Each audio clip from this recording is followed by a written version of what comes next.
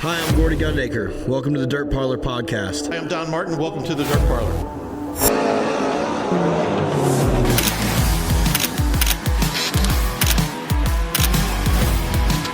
You have no idea what's to come.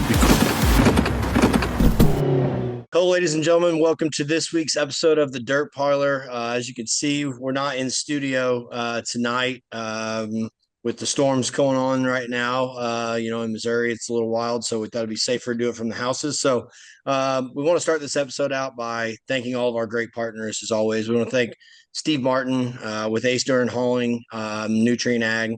We want to thank Jeff Hoker with Hoker Trucking, Maria with FK Roddins, Bo Popejoy with Hot Rod Septic.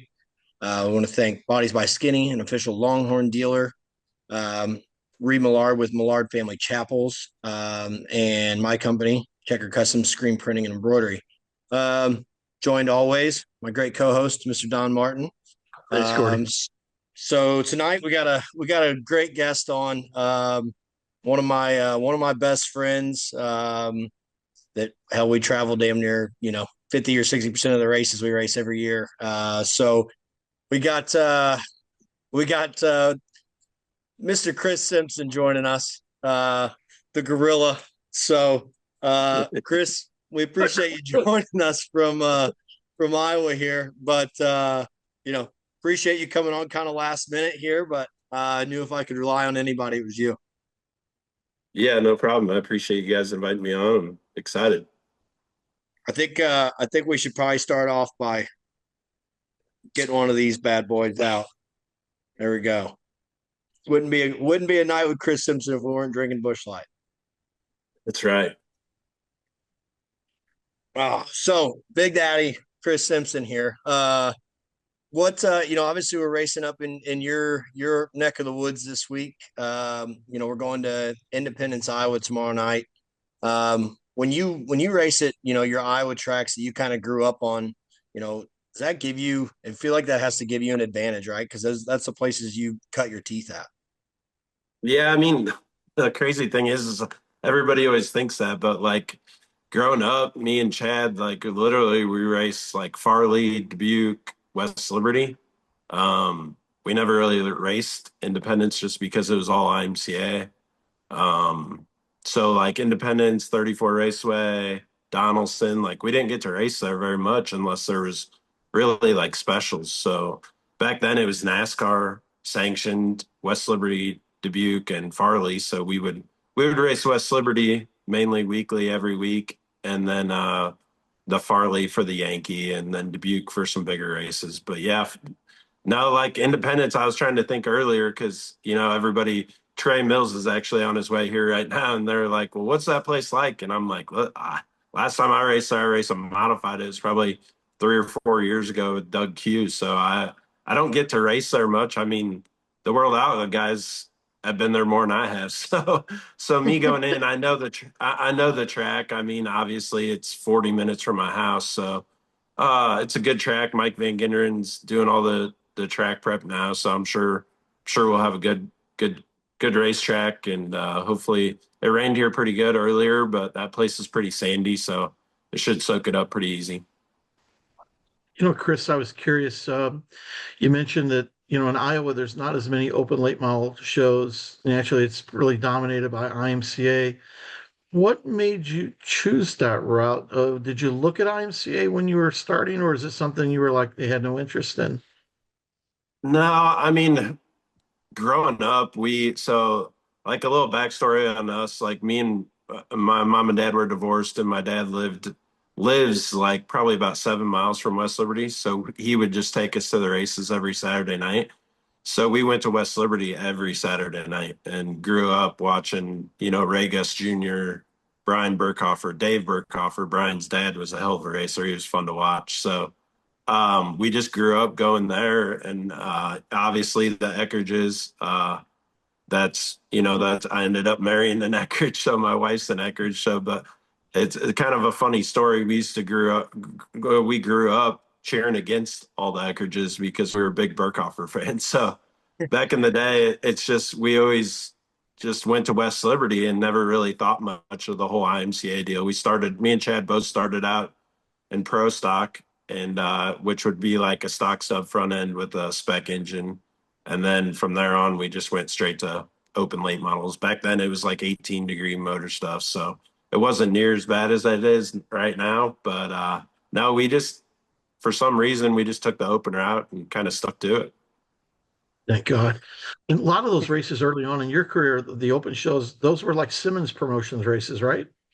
Correct. Yeah. Yeah. Keith ran Dubuque, Farley, and West Liberty back then. So before then, it was Al Frieden, um, like when Dave Burkhoff and all them were. But the same guy, he owned all three of those too. So it was kind of they were kind of out on their own limb, but like Havatampa went to West Liberty and went to Farley, and the Lucas Oil Series went there, so it was kind of the bigger races. Our dreams growing up were always to be able to go race open and race the World 100, race Knoxville, race West Liberty when they had an open show. So it was kind of nice back then. Really, you didn't have to change carburetors or nothing like that. It's pretty much buy a new set of tires and you're racing at your home track. So it's kind of like how the Illinois guys are now, when Farmer City or, World Outlaw runs into Farmer City, it's open anyway. So it's kind of a home track advantage. I don't feel like we have that much anymore, but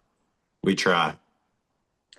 Well, and the dynamic of racing in Iowa has changed so much over the last, 10, 15 years. I mean, obviously you had Farley, reconfigure their racetrack. Davenport goes away from the half mile. Now you only race the quarter mile up there. I know when my dad raced back in the day, many, many, many moons ago, they used to race in Iowa 6, 7 days a week.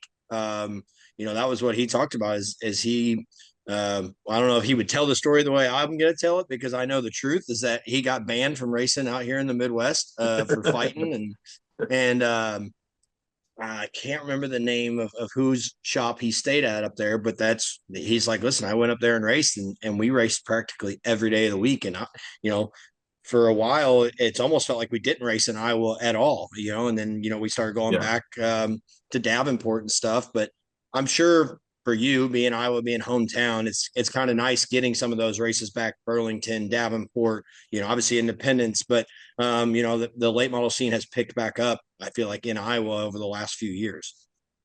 Yeah, I mean, I think it definitely has, but me and my number one supporter and your supporter has been the one to do that for the most part, Jeff Hoker. Mhm. So Yes. without him, it'd probably be pretty tough. I know, Brad Stevens has done a lot with 34s. Johnny Johnson and Jay Johnson owned that at one time. So for them, but they race weekly IMCA. So it's tough, around here. Davenport has obviously produced awesome shows in the past 5 or 6 years with Jeff Hoker doing it, and now the new guy taking it over. But yeah, as far as that, Independence is a one race deal. Kind of, I think this is the only race probably they have open. Farley doesn't have an open race anymore.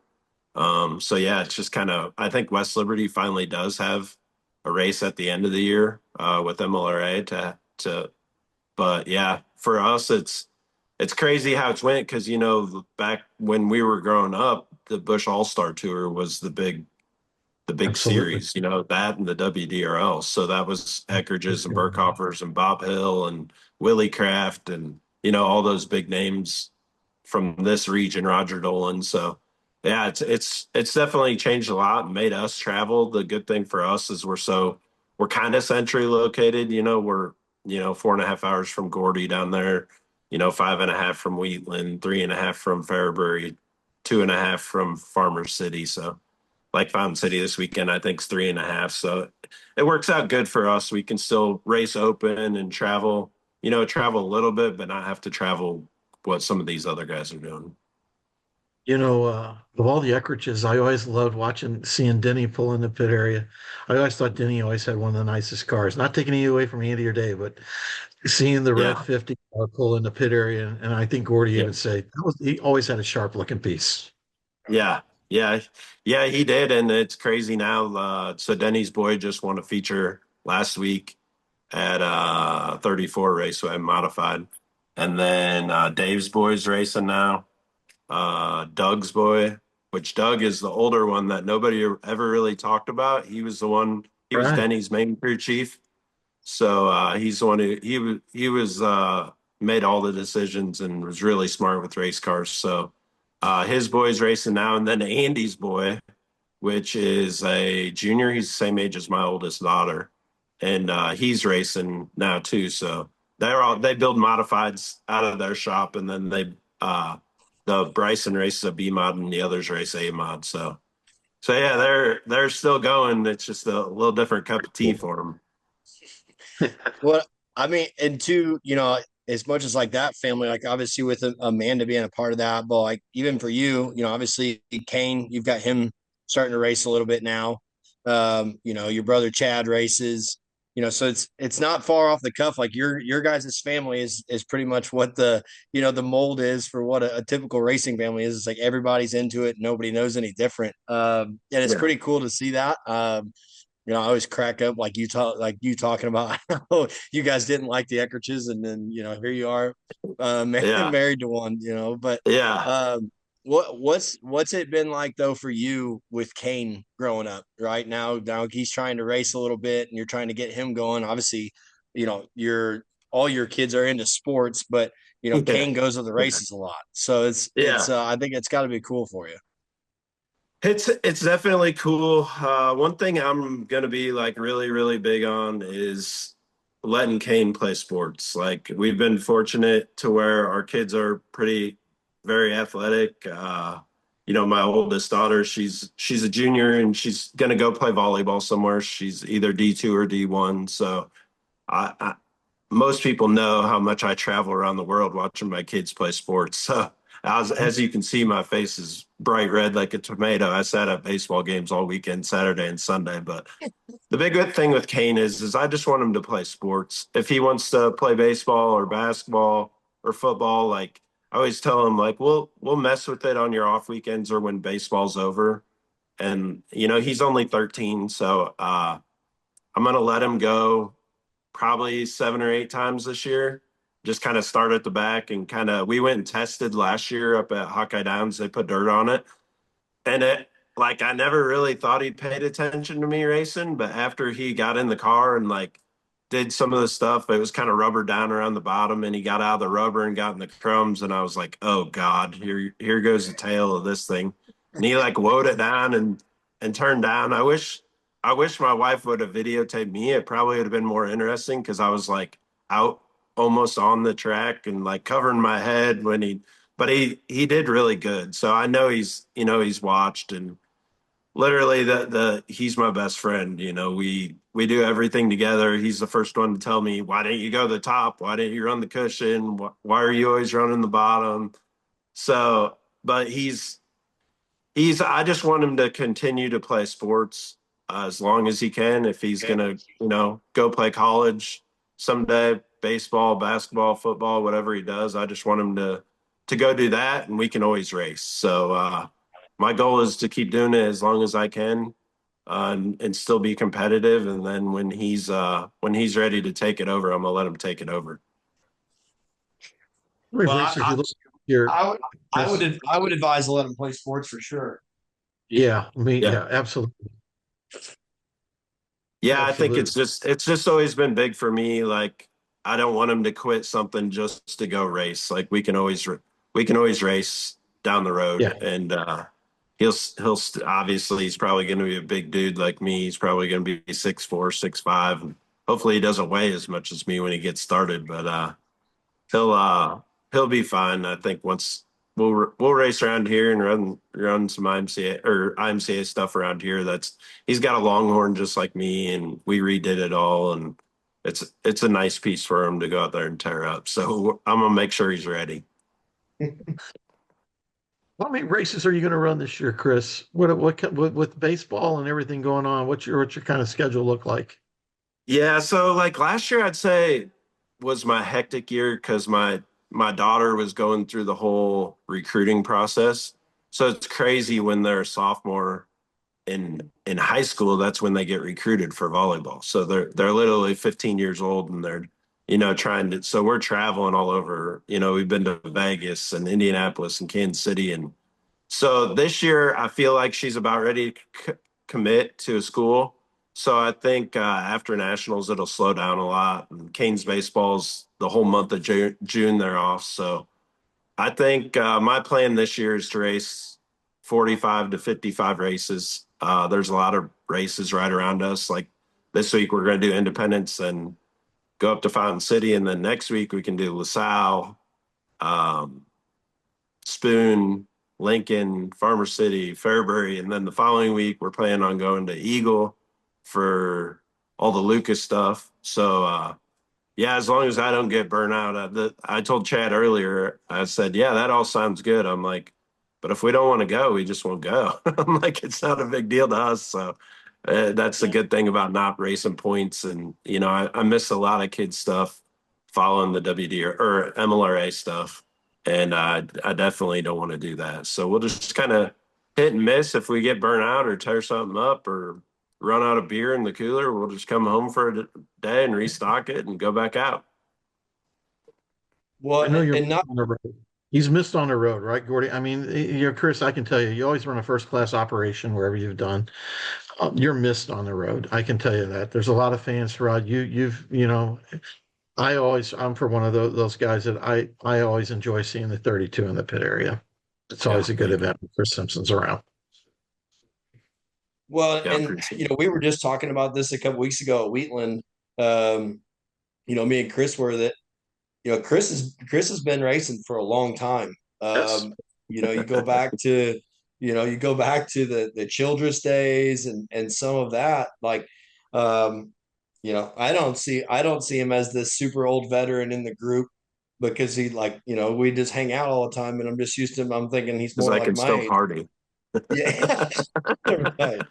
But in reality, it's like you've been around the block a few times, and it's cool to see how your career's obviously the trajectory of it, and you've been up front at a lot of big races, you've won a lot of races, summer national stuff, MLRA races all over the country.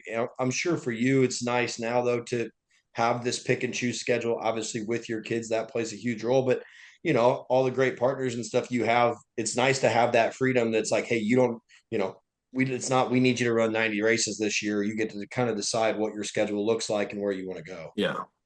Yeah, I mean, it's big for me. I've been fortunate enough to have a ton of sponsors, and like I know everybody probably sits on here and says that they couldn't do it without the sponsors, but I literally could not do it without, some of my main guys. But Steve Martin's been on my car before, Cheap Cars was on it forever. I've had a really, really good set of sponsors that I've been and if I could teach anybody, the younger generation, I would probably like my sponsors are probably some of my best friends, like Jeff Hoker, Jay Hawthorne, Bo, Popejoy. I mean, you know, some of the guys you're talking about sponsor what you're doing here. So just like this year we got Carmody Services, Zach Reeder from Peoria. He used to own Alan Weiser's stuff. That's we haven't really announced it yet, but I'm gonna go race the first week of Summer Nationals with him and his stuff. So that's something I've never done that I've always wanted to do it. And it's not that I really couldn't do it. It's just I don't have the crew help to do it. So it's just me and Chad and Gordy, obviously Don, I'm pretty sure you know who Chad is. He helped Shirley for years Yeah. Chad and Simonson. Can't yeah, go wrong yeah. with it. He's Boy, his mom he's and dad are been. good I people mean, too. if he came in and said, "Chris, I'm leaving tomorrow," I'd probably shut my operation down because I couldn't do it with him. With trying to, you know, do as much with the business with my parents, not here as much. So Chad pretty much runs all this and gets everything looking the way it does. And so I mean, but going back to the sponsors like. I'm telling you guys, like all the younger generation going out, find the guy that stay out and drink a beer with the guy and just have fun with them. And you're going to pick up some of your best sponsors by them being your best friend at the end of it. It's a partnership. It is.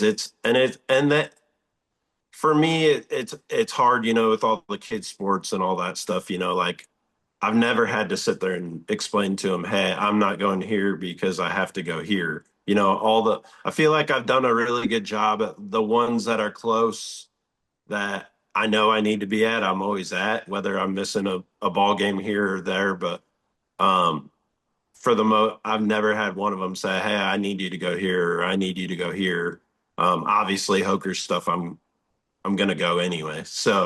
Uh, but yeah, it's been an awesome ride. I mean, I still don't want to sit here and say I'm close to being done because I feel like I can go beat the road just like anybody else and compete for a win. But yeah, it's been a while. I mean, I was thinking about it. Me and Gordy was just up last week dropping his kids off at with his mother-in-law, and I was like, I remember running third at the show me or second at the show me to Jimmy Owens. And I think that was 2012 or 2013. So yeah, it's been a while, but it's been a fun ride. I was in college then, so that shows you. Gordy, I was talking to Don, not you. Yeah. I just wanted to make Thanks, sure that you thanks a knew that lot. now I Thanks for know. recognizing the old man of the group. That's okay. Fuck you, Simpson. You Yeah. know, you know, it's kind of funny is, I'm the guy that actually when Gordy started playing golf, I was one, and Gordy knows this. I was taking Gordy a lot to me to play golf with, just because, Yeah. Gordy's been like a little brother to me, I mean, so us getting to do this ride together it's we never thought of it this way, but it's been pretty cool, and Yeah. I think what makes it It's kind of work a is full guys like circle. you, Chris, you know what I mean? That we're just being ourselves, and we want to protect the sport that we love, you know? Yeah, I mean there's some dangerous territories with it, with how much everything costs and what's going on with it. But I still feel like I don't know, big deal for me was is Earl. I was good friends with Earl and the way his career ended, I was like, I don't want to go like that. Like I want to go like a guy like Burkhoff. Like Yep. I probably won't quit as early as he did, but go out there and win Knoxville and just be like, I'm done. Now, I'm not saying I'm going to win He Knoxville, might have but said I'm it going a few other different words like that than you just said, you know what I mean? to, There are a few yeah, more adjectives. there it is. I'm trying to be nice. But I mean, what he did is, to end on your own terms, not have somebody else end it. And Yes. that's why I've always been a big believer in, hey, as long as I can do this, I'm going to own my own stuff. And I've been fortunate to have a lot of good partners and good engine builders, good chassis, good crew guys like Chad. So it's makes it easier when your buddies are going up and down the road too. So me and Gordy travel a lot. Make sure we save each other spots so we can have a couple beers after the races. It's Couple? always Chris and Chad saving me a spot, just so we know, because I'm never there Yeah. before. Usually Gordy's We the next day. yeah. Normally, if Chad or if Chris and Chad got to drive 7 hours and I only have four, they're still going to beat me there by like 3 hours. So they got to make sure they got me a spot saved, just about Yeah. everywhere we go. But Yeah. well, I think something that you can relate to, right? Obviously, it's fun for me and Chris to race up and down the road together. Obviously, Chad and I are like we're best friends. All three of us are, and it's cool. I think because him and Chad, his brother Chad, racing up and down the road together for a long time. I race up and down the road with my little brother. It's funny to kind of see like we relate a lot on that situation, and we laugh about it a ton, right? And I think it's enjoyable probably for Chris to kind of see, me and Trevor racing together because like if we're over there arguing about something or whatever, he's like, man, I'm so glad I'm doing this on my own now. I'm not having to park next to my brother all the time. Uh, Yeah. so I think it's funny for us, and it's just enjoyable to race with your buddies at the end of the day. Chris and I don't know if we've raced. I don't know how many races ago. I still don't know if we've ever actually like ran into each other. But now Trevor and Chris have run into each other. Well, I should say Trevor ran into Chris on numerous occasions. So, I got him but back at the dome, but then the yellow came out, and then I got right, your dad shaking his finger at me when I came off. So I knew I But messed then up when KG was out there shaking his finger at me, but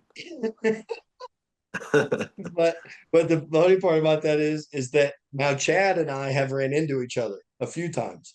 And Chad runs into me and like I gotta go tell Chris, I'm like, your fucking brother. He just runs into me. And I'm like, he's like, now you know how I feel. I'm like, oh, that's fair. yeah, So right. It's yeah, pretty it's tough. I mean, I'm telling you though, when I was growing up, it was so Amanda's a twin to Andy.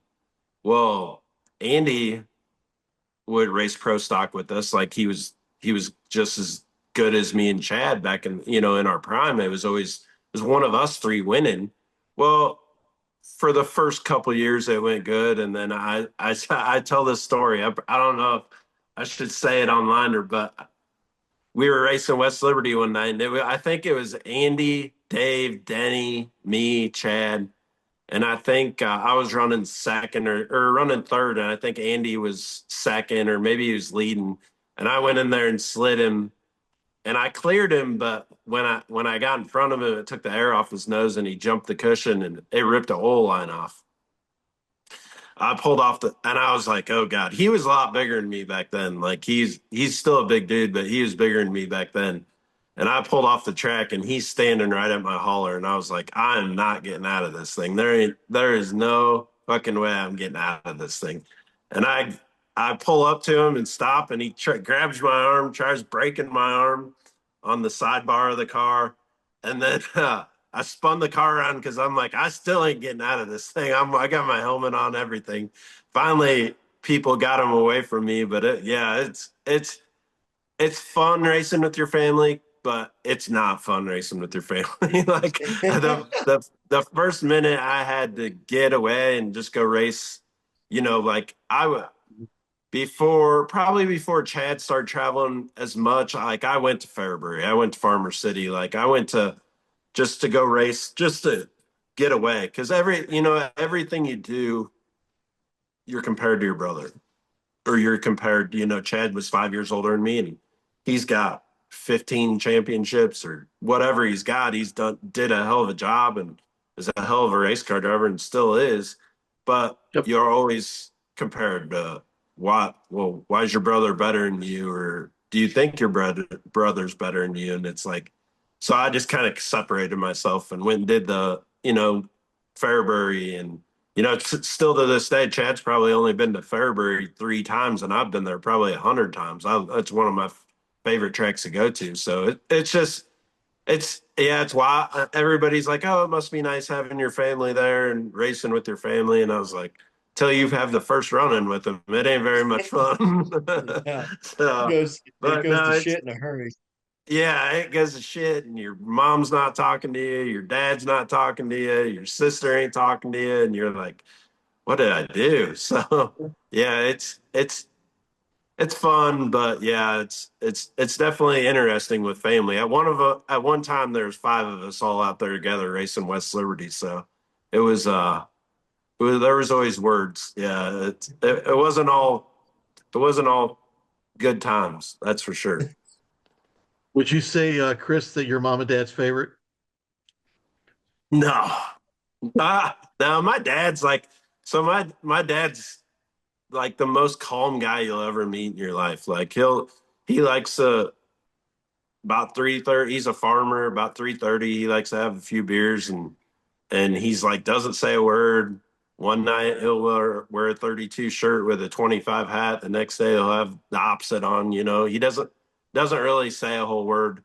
My mom, she used to go to the races a lot. Now she just watches them on TV. She doesn't go at all. And then my stepdad obviously is my parents are divorced, but my stepdad, he's the one who owns Five Star. So I see him all the time. But they just with the way the streaming is now, and they gotten older and had some health issues and stuff, they don't get to go as much anymore. So yeah, it's definitely the for us, I mean, I feel like the guys that have done it longer, Dennis Erb, and some of the older guys that I've kind of put myself in that category now. But it's different because you don't get to see as many people at the races anymore.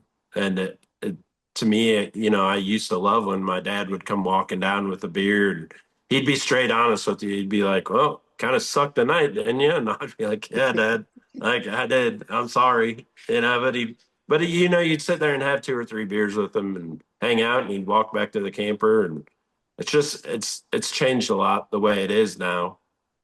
I mean, it used to be a lot better because I'd only have 2 or 3 beers with my dad. Now I have like 37 beers with Gordy.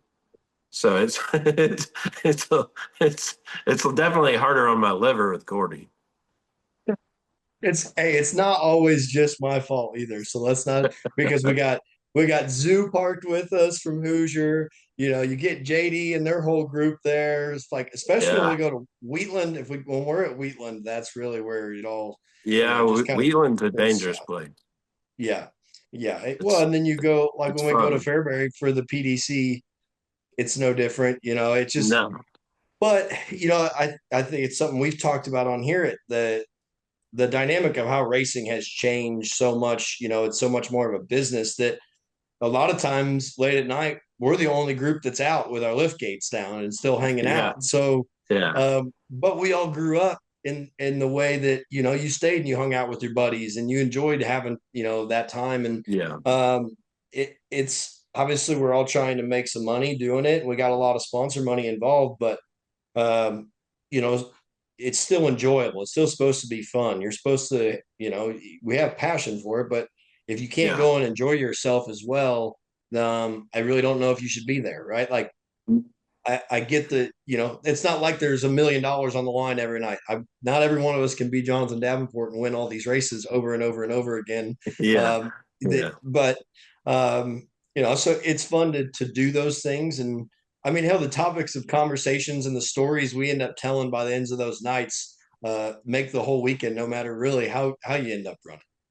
Yeah. I mean, it's different for a group of us. There's a group of us that go to a job.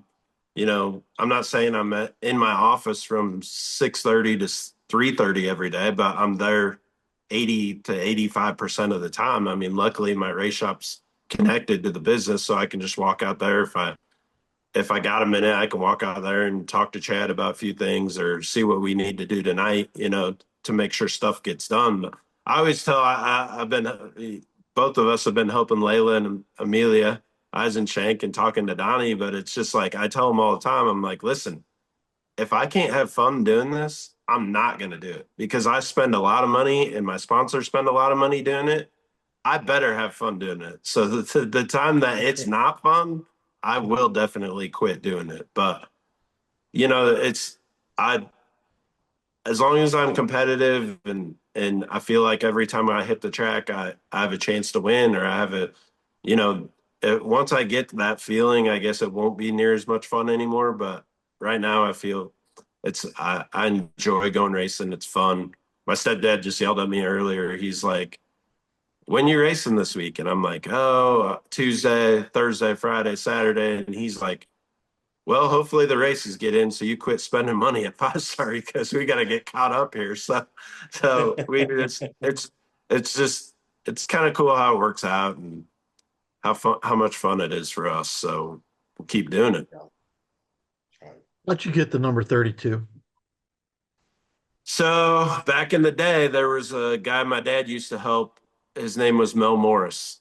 They called him that rip him up, tear him up, give him hell, Mel.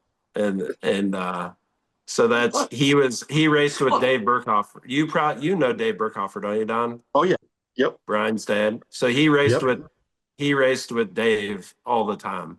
So my dad used to help him when he was young and kind of that Chad, a lot of people don't know that Chad is number 25 because of Dave Burkhofer.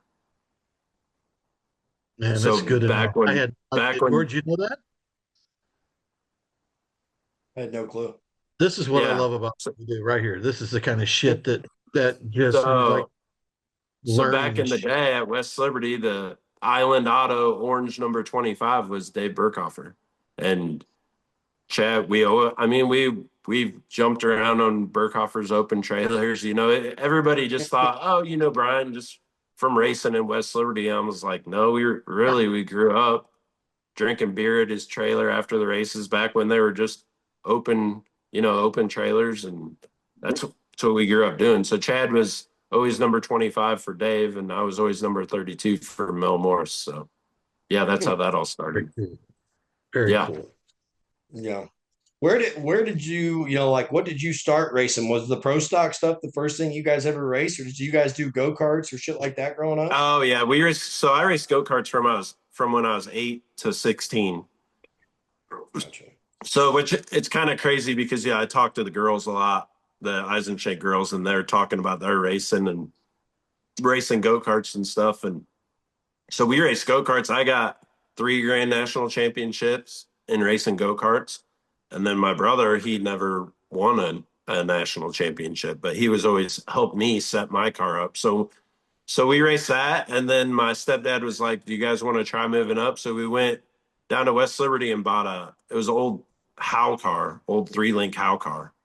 And the deal was is I was going to race it on Friday at Farley, and Chad was going to race it on Saturday at West Liberty. So we got it about halfway through the season. So we went to Farley, and I think the first two Fridays I like tore the shit out of this thing, ripped the 3-link out of it, and Chad had to work his ass off the whole next day just so he could race on Saturday because I had this thing like beat to shit. Well, my stepdad finally, like right before the Yankee, I think it was right before the Yankee, or maybe it was before the Liberty 100. He bought another car for Chad, a newer car, and then Chad actually went out and won the first night out in it, won the Liberty 100. So it didn't last long of us having the same car and trying to share it. So it lasted about probably maybe a month, maybe a couple months, but yeah. So I then could I can only imagine you being a little brother just tearing this thing to pieces and going, "Hey, I'm really sorry, but if you want to race tomorrow, you got about 12 hours to yeah, fix this wadded up piece of shit." yeah. Yeah, it was the first few weeks. I just remember, yeah, I think so I got to run the Yankee then, and he got to run the Liberty 100, and I started up front in the Yankee, like I qualified good or run the heat race good, and I think I was on the pole, and I went into one, and it's funny because uh one of the girls was talking about it the other day, but oh no, it's Steve Stoltz. Steve Stoltz keeps the stuff here. He sat on the pole the other weekend at Wheatland, but I started on the pole and I took the green and went in 1 and 2 and had what felt fine and entered like exited right in the middle of the track, and it was like two of them. One was on the bottom, one was on the top, and it was just sparks on both sides. And I was 16 years old. I was like shitting my pants. I'm like, oh my god, oh my god. But Steve was just talking about how he did that at Wheatland the other night, how they blew by him on both sides. But yeah, it was definitely interesting growing up. Race go-karts forever and had just it's kind of always been in our blood. Shit, we grew up going to it and then race go-karts with my stepdad and then yeah, to big cars. So I kind of got a wall in my shop here that kind of shows, the beginning to the end, which Gordy's seen it, but it's pretty cool to look at all the different stuff I've done, and it's not over yet. So You got to keep adding more to it. Well, there's a bunch of years span on all the stuff that's up there. That's the first thing I noticed. I started walking in there and I'm like, oh, look at this 07, 08, 23, 20. I'm like, damn, you've been racing a long time. I know. I know we tried to do the checks on the wall like the earliest to the latest. So I don't even know what the first one on there is. It's WDRL Cornhusker Classic somewhere. I don't even know where it's at. So it was a while ago. So yeah, we've been I don't doing it a long time. I don't have near as many as you do. I've got a few. I only take up like a very small section of the wall here in my shop. So you've Yeah, got you them a can little kind bit. of see some of them in here, but Yeah, I got one in yeah, I got one in here. So this is one that was the 5,000 from Heavely. This one fell off the wall the other day, so now it's just sitting in Dad's office. So yeah, there it's you just go. in there. Yeah, but it's kind of cool in our shop actually. On the above me, the office I'm sitting in is a little bedroom, and on top of that bedroom is a bunch of KG's old trophies. Yeah, And we've got we've got feature winner trophies from like 1989 at East Bay. He won the Florida Winter Nationals in like 1991. We got that. We've got when he won the DeCoin Mile in like 98 or something. It's pretty crazy. It's like I wish the problem is all them trophies were built like shit back then, so a lot of them have like fell apart. Yeah. And so Yeah, I feel um, like we don't even really get trophies anymore. It's just checks. So yeah, it's well, checks and so checks are a lot easier. right. I wish that some of KG's stuff were still like functionable enough to like put on a shelf, but I'm Yeah. worried that I'm going to set them up there and they're just going to fall off, at random times. So Yeah. he's got a really cool one from a race. I think it might have been Tri City. It was like a Miller 40 race, and this trophy is built out of all Miller Lite cans, the old Miller cans, and it's this whole thing, and they're all crushed now. I don't think that's just like over time or what it is, but they're Yeah. jacked up. But Yeah.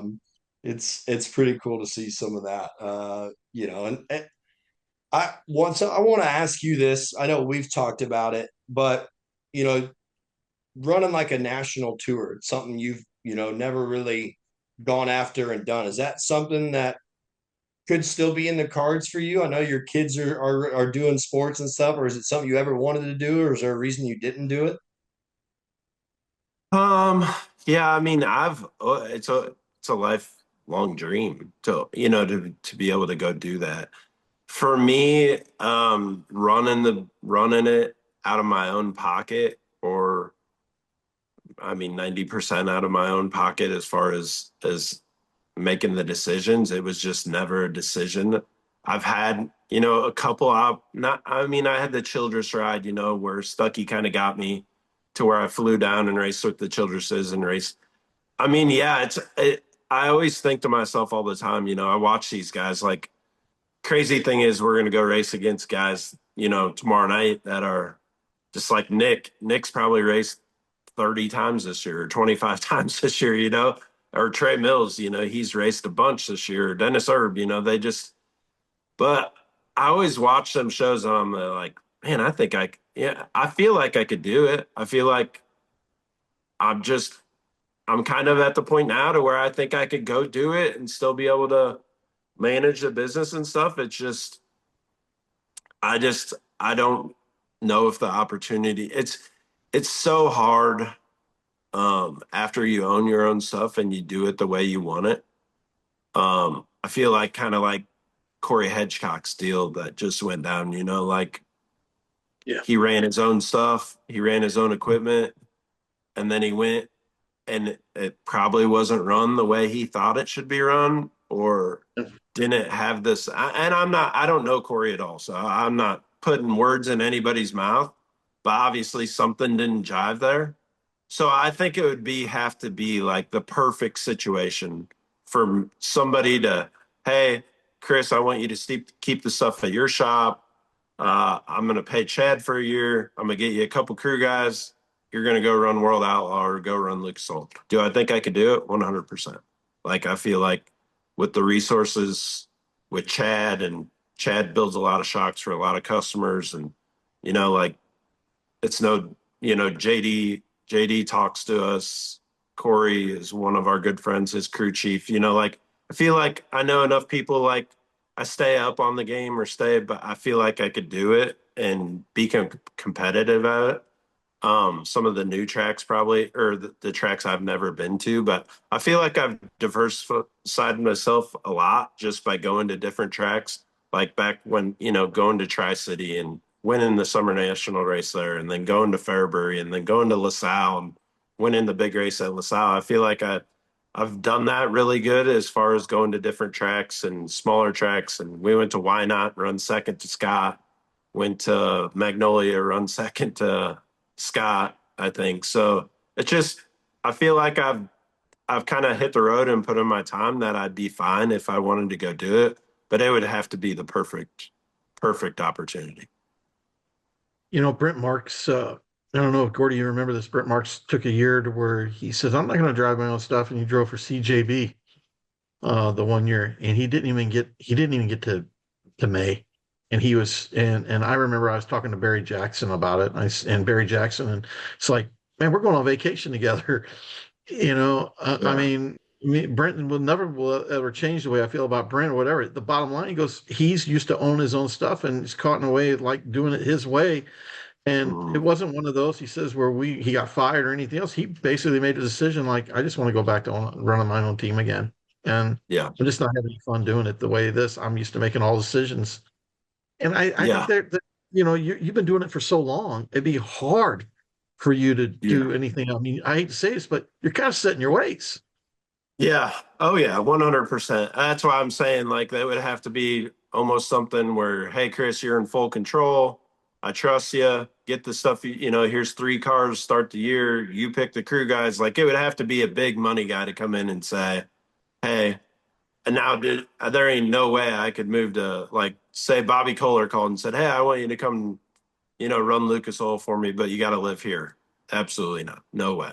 Like Right. business, 3 kids, like, no, never gonna Exactly. happen. Like, but the right situation. I mean, I feel like I've done good enough as far as building my name and how I race. I try not to tear a lot of shit up. I don't usually. Last year, I think I probably tore up the most when I went to Eldora and me and Ferguson or Carson hit. But I mean, that was just a racing deal. It wasn't really I try not to put myself in situations, and that probably cost me races at the end of the day. It probably cost me wins at the end of the day because I don't put myself in situations. But the true factor of it all is I pay for my own shit. Like we want to say here, like all these guys on how they race and stuff. At the end of the day, it makes a difference when you pay for your own shit. When you tear up a car, like, and you watch that bank account go from 50,000 to 5,000, you're like, holy shit, I can't do that again. Like, I just, Right. you know what I mean? And Yep. I fortunately been lucky enough to have sponsors. Like, I could probably call Hooker and say, hey, could you help me out buying a car? But that's just, they do a lot for me in the first place. I just don't feel like that's good. That's probably why Hooker sponsored me for as long as he has. And, all of my sponsors I've really had like Nutrient Ag was on the car and shit. Steve, if I seen Steve today, I'd walk up and shake his hand, like no hard feelings. It's just, it's just different. And it's probably cost me races at the end of the day, but I guess I'm good going to bed every night knowing that, hey, your shit's still straight and you can race tomorrow than saying, hey, I got to go bust my ass for 3 days and crew guys all pissed off at me and we got to piece together a car to go race a race. Like, it's just not me. No. Well, and it's not in the way that we do it, and the the simplistic way of most times if Chris is there, it's just him and Chad. If I'm going, it's just me and Aiden most times. Hell, there's Yeah. been times that it's we go and it's me, Aiden, Robert, and Trevor, and we got 2 race cars. We got 4 guys there to work on 2 race cars, and Yeah. people are wondering why we're late to staging or late. I'm like, listen, we barely have enough time to get out of these things and get tires off it before they want us back up there. So, it's hard to do that, and without somebody come in and really flipping the bill and saying, here, just go after it, right? Like Mhm. you look at Hoffman's situation with Ty, like that's a perfect storm, right? Nick's got a beautiful shop out there in North Carolina. Ty is willing to let him take it all there and run it out of his place, and that works, right? Like if the guy came in and did that, that would make a lot of sense. We could all Yeah. race out of our own shop if somebody was flipping the bill for us. Correct. Because Yeah. it's a lot easier to go out and buy 2 or 3 motors on somebody else's dime than it is to have to try to figure out how do you do it out of your own pocket. Yeah. Um, And it would be really hard for me to like, just even how Earl did it, you know what I mean? Well, pretty much how all the sprint car guys do it. yeah, Don, I'm right. picking on your guys. Like Well, I don't think Gordon I picks could on him all just. the time. Gordy's I good don't friends think with all of them, and he still picks on 'em. I I tell know. every I'm one of good. them they're just fucking helmet bag carriers. That's all they I'm are. I'm good. I'm good. Actually, I've never really been into sprint car racing until I got to know the Shots really well, and then I went to Knoxville with Gordy last year and hung out with them, and it was like I live an hour and 20 minutes from Knoxville, and I'd only been there one time. So I mean that tells you how big of a sprint car guy I was. So, but I do There's watch a lot more now. But I just don't think I could be that guy that just, hey, I'll meet you at the track. Like obviously I'm going to go do this summer nationals deal with Zach Reeder and his little deal, but it's going to be, a week.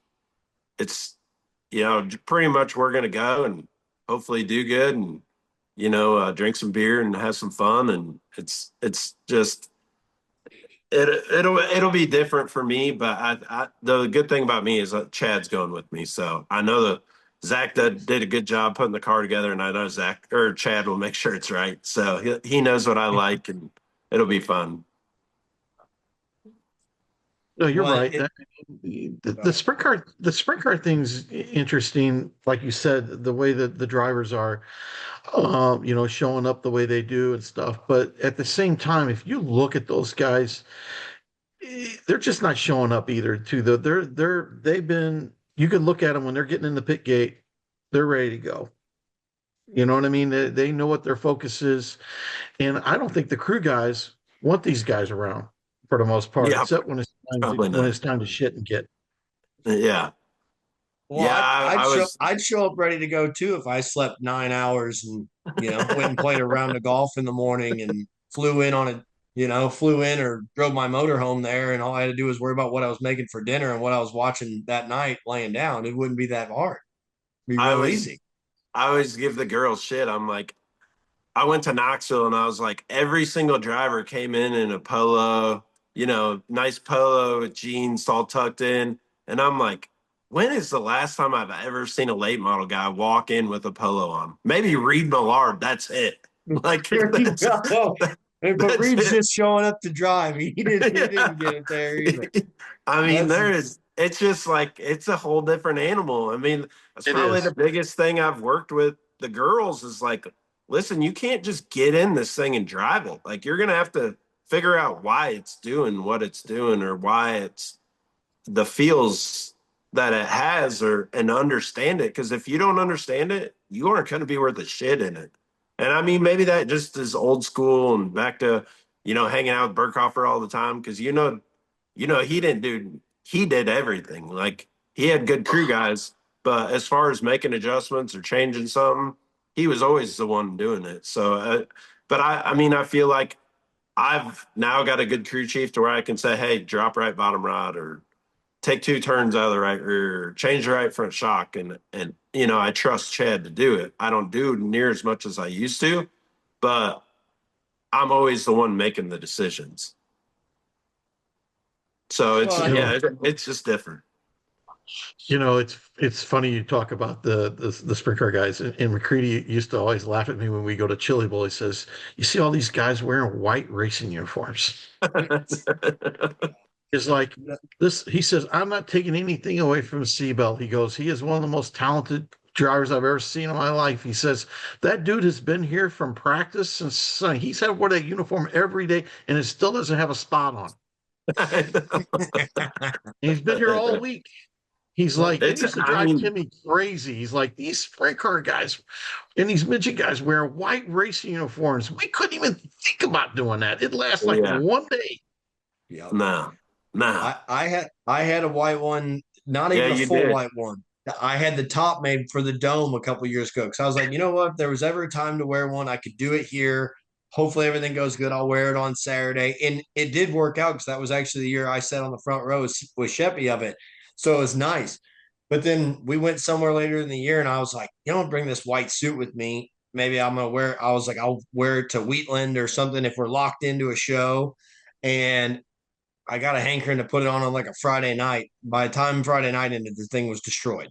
So, Yeah, like it just was covered in grease and oil and dirt, and I mean, it looked terrible. And I texted my K1 guys. I'm like, listen, if I ever tell you I want a white suit ever again, just tell me no because I'm just gonna no, destroy it.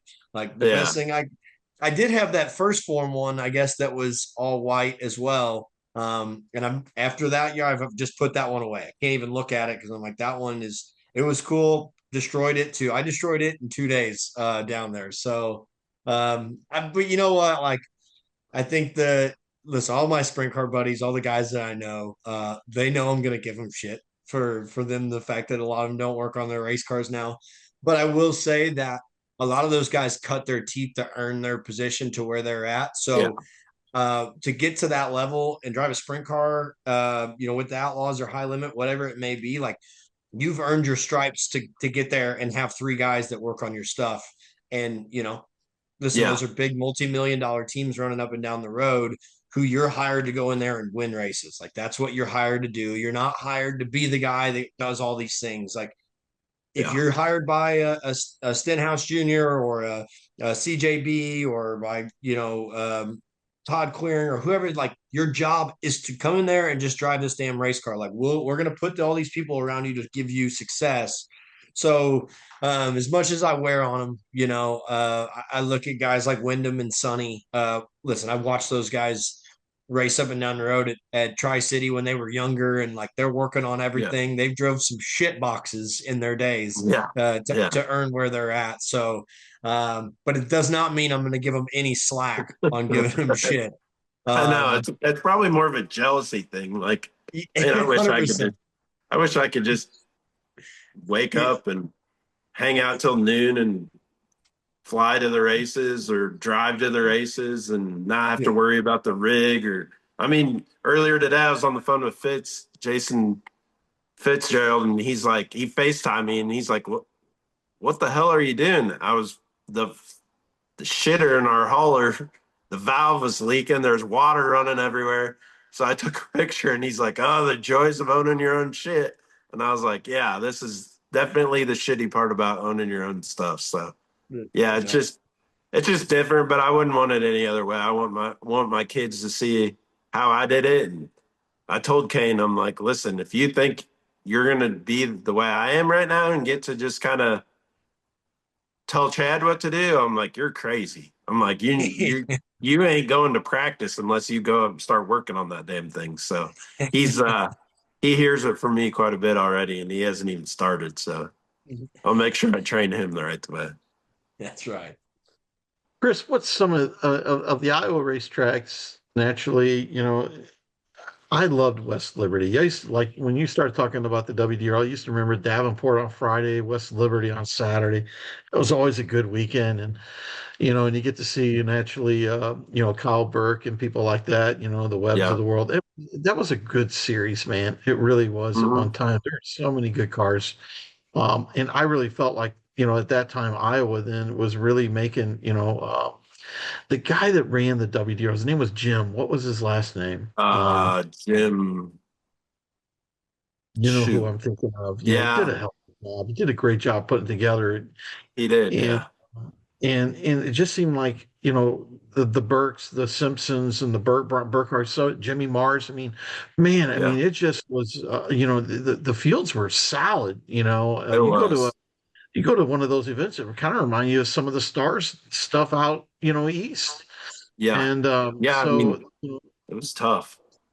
especially when you got to West Liberty. I don't know what it was about, but West Liberty just seemed like you got some guys from Wisconsin. It just always good car counts, great fields of car. And I'm like you, I loved West Liberty. I thought the trees are, around the racetrack and stuff. Yeah, It's a there's a big beautiful oak tree place. getting into one on Yeah, the infield. yeah. Yeah. It Yeah. I was, can it was remember really I cool. can remember watching a race on like Dirt on Dirt or something like that from there, and I was like, why is there a fucking tree in the infield of this racetrack? I And know. it's just like hanging out there. Like you're just Yeah. like, what is going on? I mean, the crazy thing, that's where me and Chad grew up. So it was like I think not the last race, but the second to last race, Simmons had a 10,000 on Friday and a 10,000 on, oh no, it was called Tornado Tuesdays. That's what he did.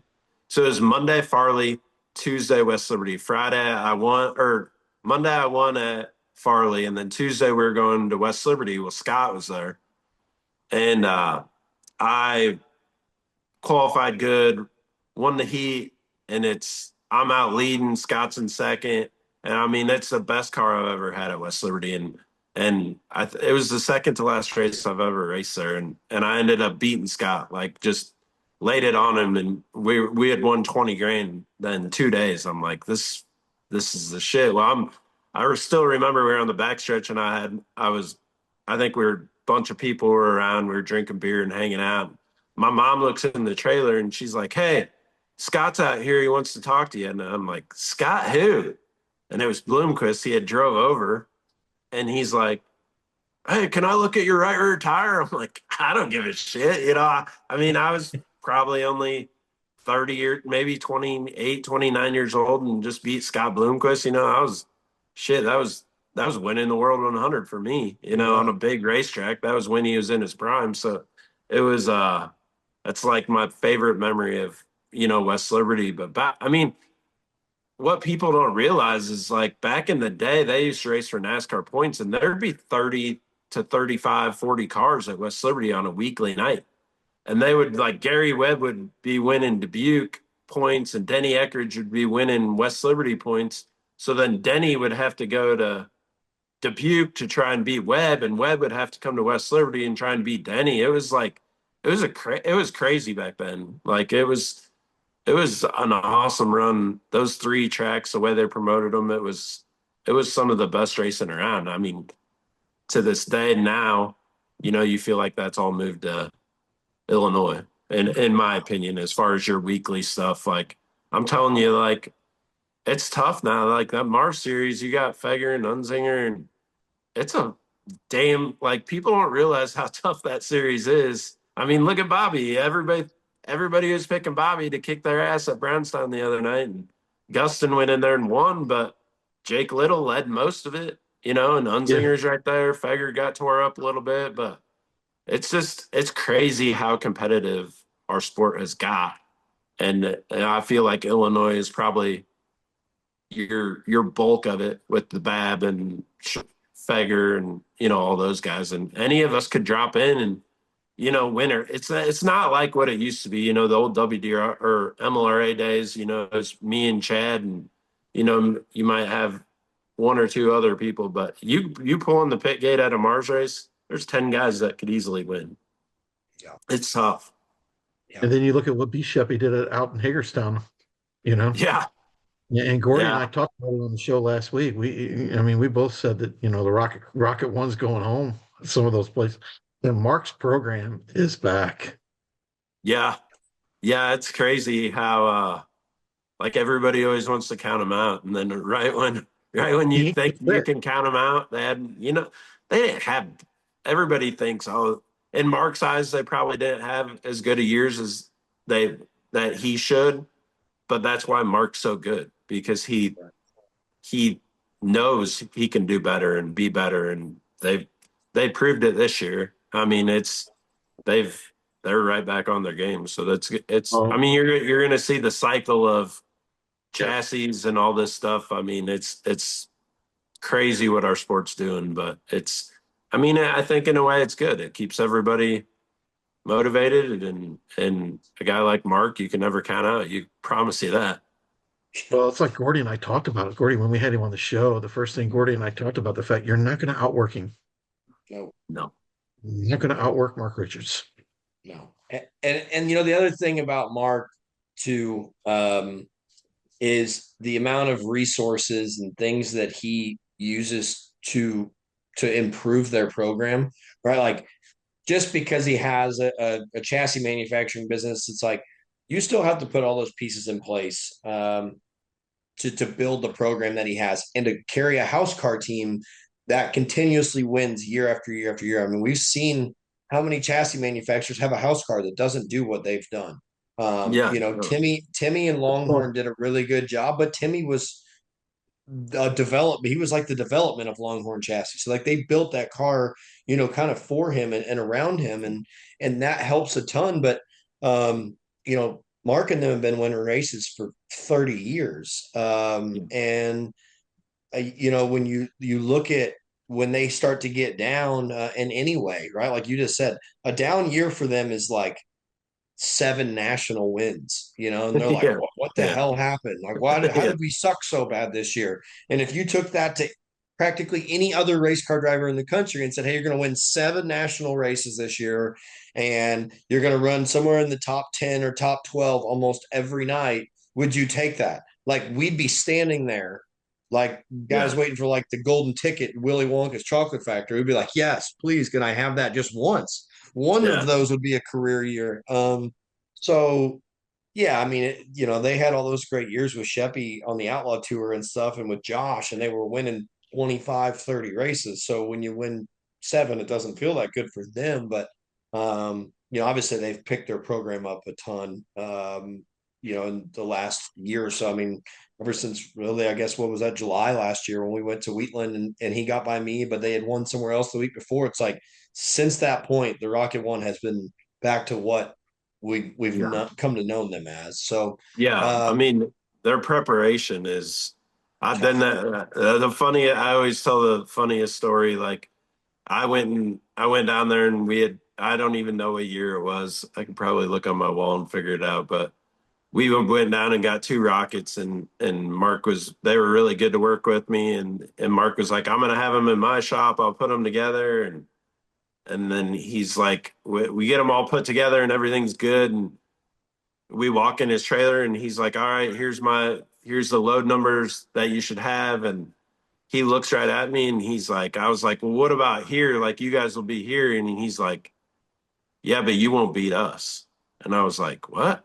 And he's like, well, you won't be, there ain't, like, there's no way you're going to beat us, Chris. And I'm like, is he really just saying this to me? And he's like, I was like, why am I not going to beat you? And he's like, because you don't have all these notes. He's like, I got notes for the last 15 years. He's like, you are not going to beat me. He's like, I've been to every track from here to here with this car. Like, I know what to do. He's like, I'll tell you what to do, but I already know what to do.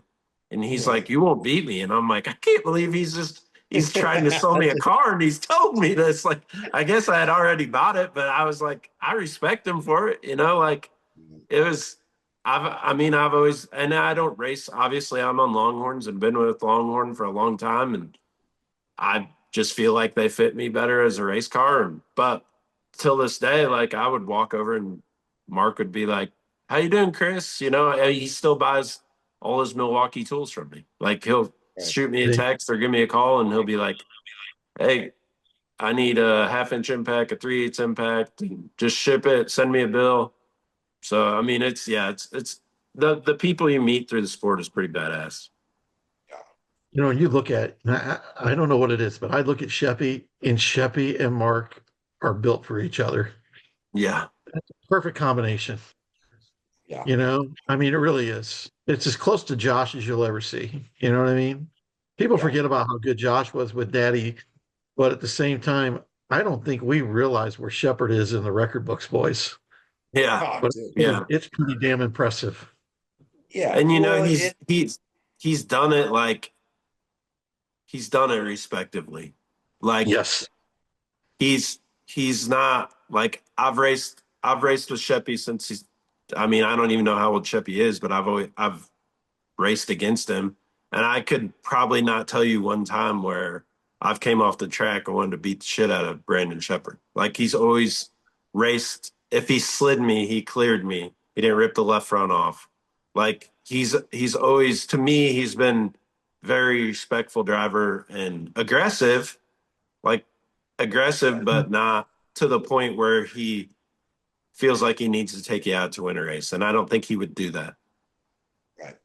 Yeah. That's I what feel. I like best about Sheppy. I mean, like Mhm. there's a handful of guys I'm not gonna sit here and say who I would park if they tried sliding me because I'm to the age now where I'm getting to the point where it's like yeah, you're done. I don't care if I get parked for the weekend. It doesn't really matter to me.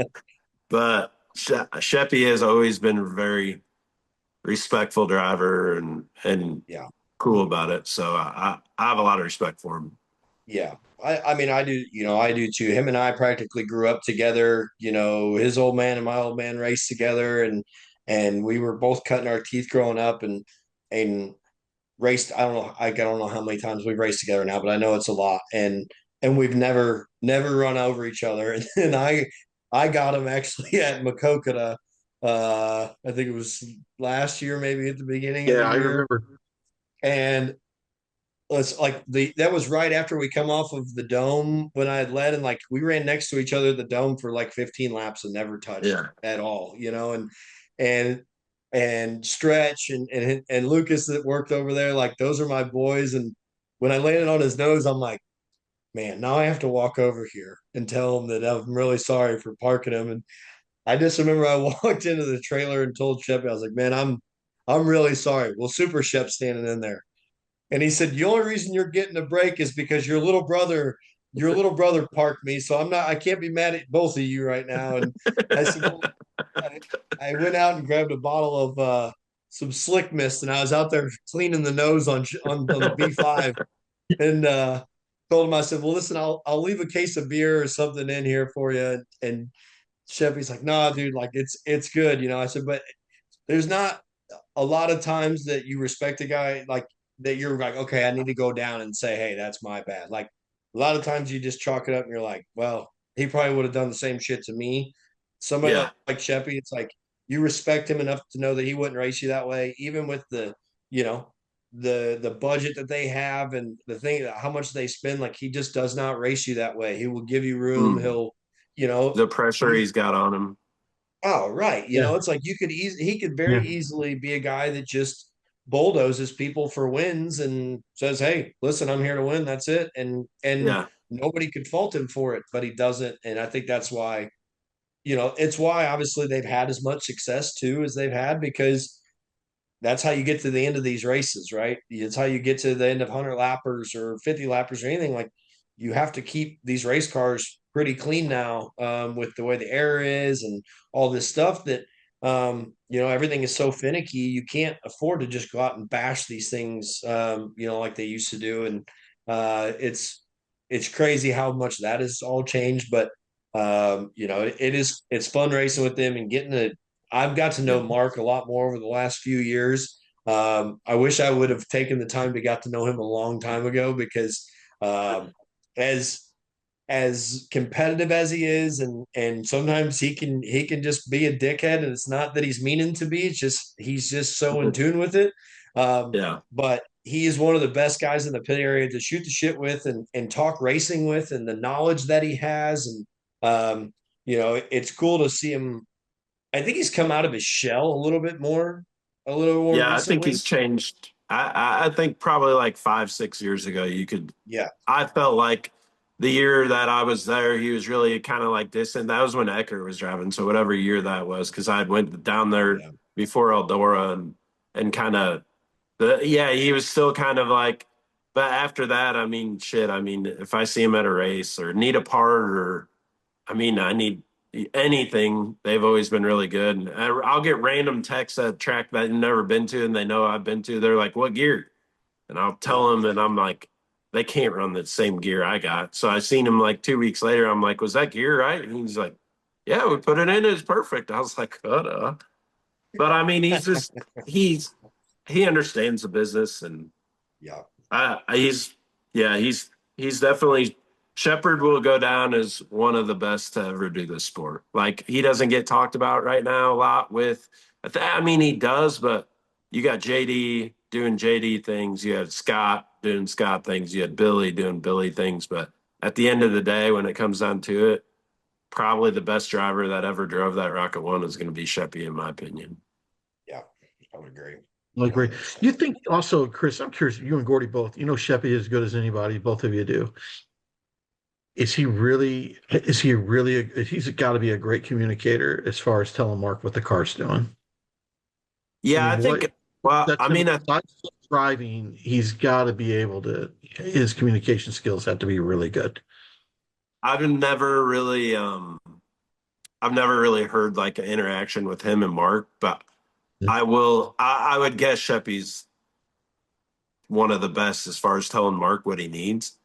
But the one thing about a lot of race teams don't have is a guy like Mark that can actually just sit there and watch the car and be like, he needs this, we need to do this. Like it's Gotcha. and I feel like sometimes, that's what like holds guys back. Like I have that with Chad. He's getting better at it, but like a guy like Gordy, like I'll try and watch Gordy as much as I can to be like, hey, your car looks like this, or Yeah. it doesn't, something doesn't look right, or you know what I mean, to try and help him out because it's hard to find that crew guy and that's Right. been one consistent thing with Sheppy and Mark is, I mean, I'm sure Mark's taught a lot of it to Danny and just makes them better and better of what to do. I mean, it was the same thing with JD and Jason Durham. It's like Yeah. those guys are just they're hard to find to say, hey, well, it looks like this. If we did this, I mean, me and Chad are a lot like, I feel like we've gotten better the last couple of years, and I feel like we'll be really good this year just because he's started to understand more of what I like or what I don't like. But that's, I think, a big thing in racing is being with that guy that has can say, hey, we need to do this, make suggestions. Most of us Well, right. drivers are just like, we just make our own decisions and fucking live with it, whether Right. it's bad or good. Well, and you look at obviously, Sheppy's done his own deal, right? He runs his B5 and he works on his stuff there. And then when he goes to the Rocket One, he's just there to drive, right? So he has some of that input side already because he's already has to work through it in his own mind.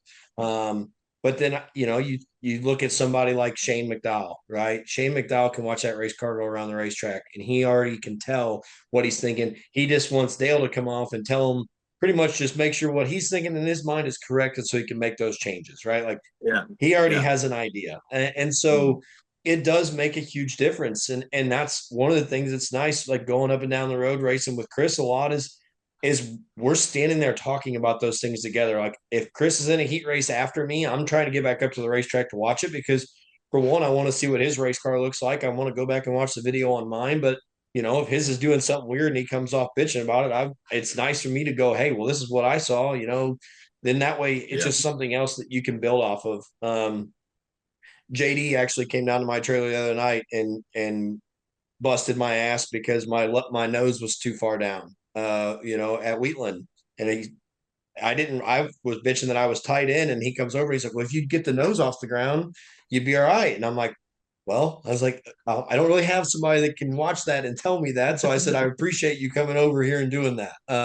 Yeah. But that's what happens when you got buddies going up and down the road. It's like we all listen, we all want to beat each other, but we also don't want to see each other suck. Like we want Yeah. everybody to have success in some way. It's way more enjoyable for us to be racing up front with all of our buddies because for one, we're all not going to run each other over for the win. But two, you want your guys that you're hanging out with to go out there and be good. And it's it's a weird dynamic because like people would be like, well, you're racing against each other. You'd want to beat them. I think when I look at the sprint car pit area, that is very like it's very cutthroat over there. Like them guys are not Yeah. talking to each other. You don't see them at each Yeah. other's trailer bouncing ideas off each other.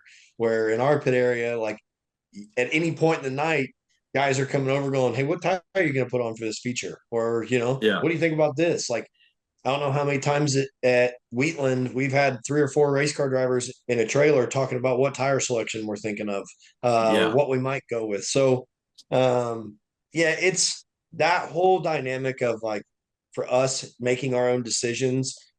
It's really hard because you're having to make the way our attitudes of our race cars are now and needing the right front down at a certain position, like you have to have somebody who can relay that to you because Yeah. as much as we're driving it, it's like we can be complaining that we don't feel like the right rear's on the racetrack or that the right front's not down, but the video or the outside image of it will tell you exactly kind of what's going on and having trust in whoever your crew guy is or your crew chief means a lot. But when you look at Rocket One, you got Danny, Mark, and Austin. Austin's a World 100 winning crew chief. So Yeah. Yeah. you take those 3 guys and put them together, like I that's a think lot of Joel's the brains behind it all, though. We all know Joel. that. Yeah, Joel's like what's that movie with Kevin Spacey? Gosh, what is that? Oh yeah, I know Um, you're I talking. can't think. That's like that movie. So yeah, I don't know.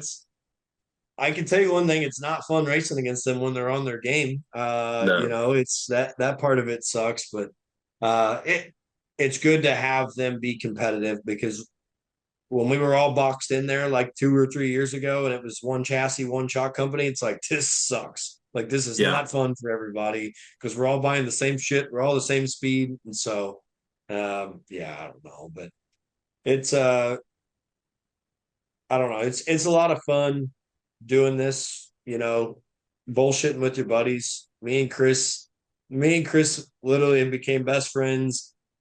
Like all his kids, I'd do anything for him. My kids, he'd do the same. And it's enjoyable having people like this to race with because I mean, you at the know, end of the day, that's why we do it. I right. mean, I guess I hear people get on here and not here, but get on interviews and be like, ah, I don't have. Oh, Ashton Winger did one the other day. He's like, half these fucking guys hate each other, and we all show up 2 hours early to the races, and we all fucking hate each other, and this and that. And I'm like, that's not how I like. That's not how. If I hated everybody that was at the racetrack I was going, I wouldn't go. Like I'm not. I mean, for the most part, I enjoy the fans, enjoy the people. Like down at Wheeling, Randy Davidson is. You always know he's going to be there. He's always coming over on his golf cart. Him and his wife and kid, and they've been probably the. They have been the longest sponsors on my car right now, and I bet he's been with me 12, 10, 12 years. And but I mean, that's just I enjoy. I always call him or he'll call me. He's like, "You coming?" I'm like, "Yeah, I'll see you down there Thursday. We should be there by 3 o'clock." And he's usually right there. So to me, I guess I probably go at it the wrong way. Well, some of us probably go at it the wrong way. I mean, but it's what I grew up watching. It's what I grew up wanting to do. Now I'm able to Mhm. do it. It's not on a level that some people get to do it at, but it's on a level I love to do, and I'll keep doing it as long as I can. I think it's well said. I think, like I said, your equipment always looks spectacular. You look like a full timer out there. Yeah, yeah, we try. I mean, Chad does a good job. If you didn't know any better and you went to the races, you were like, man, that 32 is pretty sporty. Yeah, You yeah, know, that's I like the sponsors usually are a big fan of that too. So the right rear quarter panel C and J gives me shit every once in a while. He'll be like, "It's the spot that's always tore up," and I'm like, "Yeah, I know, but you picked the quarter panel. I can't do much about that." So Shit. let's real quick before we go, let's talk a little bit about the weekend a little bit. So we get Independence tomorrow. Gordy, what's your take on Independence? I've never been there. I watched a little bit of the outlaw race from there. Um, I think I think Bobby and Nick kind of went at it there the last time they were there, and Nick like drove off the backstretch and stuff. So just it's kind of bull ringish. It looks like I don't know. You just never know on a place you've never been until you kind of get out there. You pray that you go out and hot lap good and you kind of get some confidence in it because if you go out there and you hot lap like shit, like it's not going to be that fun of a night, I don't think. But you know, I, I'm it's fun to go and do new racetracks. That's really obviously why this week I didn't plan on doing this. We had planned on being at Talladega last week and Burlington the week before, and with all the rainouts, we're going into a huge money weekend this upcoming weekend. So it's like we got to race somewhere. Like you need to be able to race and go good because right now both Chris and I are in the same boat. We've raced 2 times this year, and we're going to race guys that have been racing since January and February. So um, getting some more laps is never bad. So, if we can go up there and pull a top 10 out tomorrow night, I would be pumped. That would get you some momentum going into Mississippi Thunder and kind of build off of it. And if it doesn't, we suck. Well, then we'll go to Chris's Tuesday night. We'll drink beer, and by the time we wake up Wednesday, I'll forget all about it. We'll still go to Mississippi Thunder. yeah. Okay, your turn, Simpson. Talk. Yeah, I mean, I'm excited. The so the last year, I think Mike Van Genderen started doing the racetrack, and so like I think the World Outlaw had been there like 3 years ago, and that's what the last time I was there, and it had like rubbered up. Like it's one of those tracks that if it gets shined up and clean in one spot, it usually takes rubber pretty fast. I think the last time I was there, it rubbered up really bad. So I haven't really been there. Last year I couldn't go. I think I was in North Dakota working, so I don't think I went. But it's definitely a fast joint. Like I would compare it to like Wheatland when there's moisture in Wheatland, you're getting after it. It's and Mike's usually he's not going to let it rubber. Like I'll promise you, he's not going to let it rubber. So the video, it doesn't really build a huge cushion, but there is no wall around it at all. So if you can easily go off. Like I watched that video of last year a little bit too, and watched Nick. You know how can drive straight and attack the corner and was pretty good. But then you had Bobby doing Bobby things. So I think it'll produce a pretty good race. I don't think you're going to want to start 24th and think you're going to win the race. I'd say your winner's going to come from the top 3 or 4 rows, in my opinion. Maybe I'll be wrong, but yeah, I mean, I I'm just excited to get racing again. Hopefully, we can go out there and do good close to home and be competitive, and then go to Mississippi Thunder. I've been decent at Mississippi Thunder, but nothing awesome. But I feel like our program's definitely gotten better since the last time I've been there. So obviously, everybody else thinks their program's gotten better too. So I guess we'll just have to go see how we match up, and I'm just excited to get racing again. I like the Tims, and they do a good job up there at Mississippi Thunder, and it's always a pretty good race. You always got Bobby and Gusson up there ripping the top down, and usually Nick rolling through the middle, and JD when he's there rolling through the middle. So yeah, I think it'll be fun. Usually two tracks that produce really good racing, and see what we can do. See how we stack up. Yeah. And the thing about Mississippi Thunder last year, I've watched that race. That's a neat little racetrack. I mean, Yeah, it's pretty. If you haven't seen it before, it's a racy little joint. Yeah. Well, yeah, it's really wide in 3 and 4. Yeah, Like it's really yeah, really wide. 1 and 2 is a different shape. I've they did finally get rid of that opening into yeah, turn one, I believe. That was very yeah, sketchy for the longest time. It it took some getting used to just run off into 1 and 2 wide open as you're staring at an opening in the kind of the entry of the corner. But it seemed to produce good racing every time I've been up there. Um, it's supposed to be, I think, a little chilly on Thursday, but then the weather looks nice the rest of the weekend. And like Chris said, the Tims do a great job up there. We went up there a couple years, both 22 and 23, when I was running with the Outlaws, and it's got a great atmosphere. They have a big bonfire one night, and so it's enjoyable to go to racetracks like that. Obviously, Bob's son Jake races, so they're racers at heart, and you feel appreciated when you roll in the gate, and they'll kind of do anything they can to make sure that we have a good racetrack for the feature. yeah. guys, I got to ask you. Looking at this weekend too, let's kind of put some predictions out there a little bit on. I was like, especially since we got Simpson, you guys got no skin in the game. You're not going there. We got Circle City and Florence. Okay, the Lucasy. We got Simpson. I'm going to put you guys on the spot. Give me your winners at Circle City and give me your winner at Florence for the Lucas. Simpson, Circle yes, City. go first. Circle City. I'm gonna go Sheppy with how they're doing right now.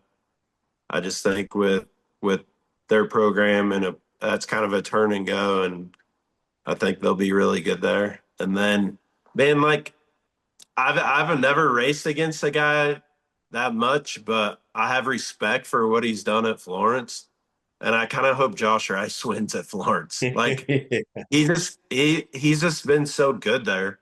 Yeah, His arch nemesis probably the last few times he's ever been there has been Yeah, Bobby, and Bobby won't be there.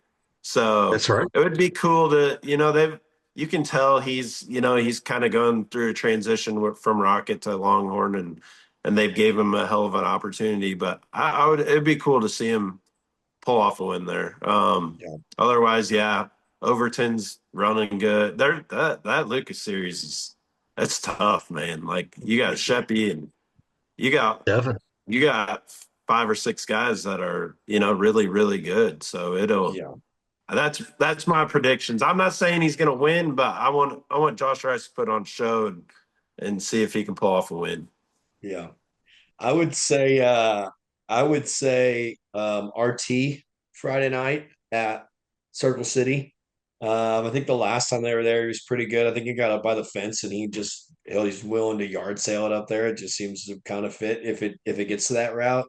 I was going to say the same thing about Josh Rice at Florence. There's nothing better when you would turn it on and watch Florence and he's just up there arcing and sparking all the way around. But I think if anybody else was going to win that race, it'd be Moran. I think Devon's always been pretty good there. Huddy's been good. I know Overton has won the North South, but I think Devon would be my pick for Saturday at Florence. Outside of Josh Rice, me and Josh Rice is one of like me and Chris. We're like in that same group. They stay up late. They've turned the speakers on. They're a lot of fun. So, We parked next to each other at Eldora that one year, and we were talking about the 11 rigs being a party rigs, and they parked us right next to each other. So it was like worst case scenario for everybody around us. So Josh and James, they're both. I love those guys. They're awesome. So Dirty Dan's there, Oh doing yeah, some I crew forgot about that. chiefings. So it would be cool to see him get that. The place would go nuts if he wins that race on Saturday. And they were good last weekend. This past weekend, had a couple good runs still for kind of. I think they're going to struggle a little bit early in the nights because figuring out what you need early in the night is probably the hardest thing, and especially flipping over from your Rocket to your Longhorn stuff because they drive pretty drastically different, I would say, early in the night. But Yeah. yeah, so I was surprised on Saturday when he started up front and then, which I mean, Sheppy was in a league of his own, but then at the end of the race, I think with like 3 to go, he lapped him. I was yeah. like, what? Like I was hoping for him to, the track had a little bit of character, but yeah, it was, yeah, it's that whole series is tough. I mean, at some point, RTJ is just going to come out and win 7 races in a row. yeah, yeah. I mean, What do you think it is right now, Chris? Why is the 20 RTs the team struggling a little bit? What do you think it is? I mean, I just honestly, once you get momentum rolling, like it's easy to get down. Like I'm not saying they're down or they're struggling, but it's easy to when you hit a streak and you win one race, you win 2 races. It's just your confidence means a lot. Like, and they probably obviously they don't have the confidence that they've had, in the years past because they would shit by now he would have at least had 3 or 4 wins. And it's not that they haven't been good, like they've had Right, shit like exactly. It's just what we're accustomed to his seeing. It's what we're yeah, used to seeing. his drive shaft broke the other night, but I mean, he did get over the cushion. It looked like the drive shaft should have broke the way it was hopping. But I mean, that's just stuff like say he goes out and runs top 2 or wins that night. Like I just think when you're not winning, you're searching. Yeah. And I don't know if they really need to be searching or just go back to the shit Ricky was doing last year because I mean, him and Zach did good and they won races and won the Lucas Oil Championship and I don't think it's anything big. I think Burrows is one of the best crew chiefs out there, um, and he's got a maintenance program that's like no other. So I mean, And they won they'll in win the races. past too, right? I mean, Burroughs and Yeah, Thornton won in the yeah, past, so it's not like this yeah. is I would say they're dominant. just They were dominant in the past together. yeah. And you got new cars. I mean, the car might just react a little bit different to one thing than what they used to do. And maybe guys have caught up. Maybe obviously your Sheppy's caught up. Your Yeah. Sheppy's, they got a car that's very good and repeatable. And then you got JD sneaking in and Overton's gotten better from last year, kind of Absolutely. doing his own deal. So yeah, I And mean, I got to bring that up to you guys. We can't close this show without saying because you two are the beer drinking guys of the world. The 76 look last week with Oh over yeah, yeah, the hot rod. I it got to looks get your awesome. thoughts on that. it was cool. Yeah, I mean, he's it was pretty badass. The helmet and the car looking just like Dale Jr.'s. Like it's Yep. pretty sweet. Yeah. Well, and like you can't miss that thing on Thorny the had to turn his racetrack. hat around for you. Yeah, that's exactly right. You can't miss that thing on the racetrack. Like watching last night at No. Yeah. Hagerstown, it's like that thing goes by, you're like, damn, that thing looks good. Like it Yeah. really does. And it's cool to see some obviously that Budweiser deal is a lot more than just like a gimmicky deal for him. You know, that's Yep. Budweiser been with him for a long time. And so um to see something kind of traditional that's like a NASCAR look on one of our late models. Um, Yeah. is something Yes. different, but like, damn, it does look really good. You know, it's a lot of us can't pull that off because we've all got like 15 sponsors that we got to get on there. So, you know, Yeah. when all you got to do is attack one big one and you can make a whole wrap after something, like you can make it look that way. But the Yeah. nature of our business is everybody's got to have a spot if they're giving you money. So you can't always just make it look as clean and simple as that one does. But they did a good job on it. And the helmet deal cracked me up because like the open face style look and all that shit. I'm like, I can't wait to like lean my head in this window sometime just so I can look at what the helmet looks like on it. I know that Yeah. that's got to be hilarious.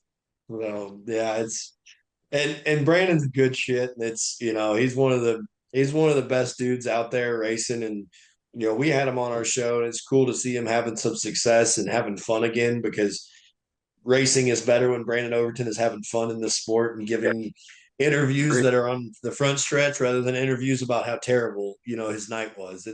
That's not fun for anybody. So um yeah, We've I all seen wish how. I wish everybody else got to do cool raps like that, where we only, we were just trying to make one sponsor happy. Yeah. That would Yeah. make life a lot easier for the rest of us, but unfortunately that's just not the way it goes. So Oh, but like I said before, Brandon Overton, we saw what happened last year with the long, you guys talked about, touched on it, about the house car situation. He gets away from it and goes back. He's doing things his way. And he told Gordy and I, it's like, listen, I'm showing up at the racetrack. I don't even know what car I'm in, and I'm used to having things and going over it all week at the shop and making all the adjustments myself. And well, now we're seeing that again. And it wasn't that long ago where this guy went to Eldora and took home a bunch of Yeah. cash, with winning two majors in one weekend. And I don't think he's forgot how to win championships or any of that. Brandon Overton is dangerous. yeah. That's probably why he sucked in a sprint car that time he tried, because he's used to working on his shit. They don't ever work on their shit. That's right. Damn right. Shots fired. Uh, I actually couldn't believe he I'm gonna did that. I get was beat. like, of I'm all gonna get beat places, up let's at show up. Knoxville. And yeah, I when he can't showed wait. up I at know. Charlotte, you know Yeah. what I mean? Yeah. The guy shows Yeah. up at Charlotte, Gordy, and never been in this sprint car. Let's go to the World Finals for my sprint car debut. Yeah. Hey, yeah. Yeah. He's got more balls than a lot of us would to be able to do that, because a lot of us would have said, absolutely not. No, Nah. thank you. Nah. So, Yeah. yeah, it'll be good, Chris. I can't wait till Knoxville. Then when we're up there, I'm like, no, no, no, no. He said it. This guy was the one talking shit. Well, I They know. mean, most of them I'm way bigger than, so Yeah, they're way gonna bigger. Yeah. come out, That's and unless it's like what's that? Who's that guy we Dietrich. seen it? Yeah, Dietrich. Dietrich. Dietrich. That's right. We should tell him that story. Dietrich last year, we we were at Knoxville and we were at the inn and the shots is, and not Donnie wasn't there, but it was me and Gordy, and we were just sitting at a table at Dingus by ourselves.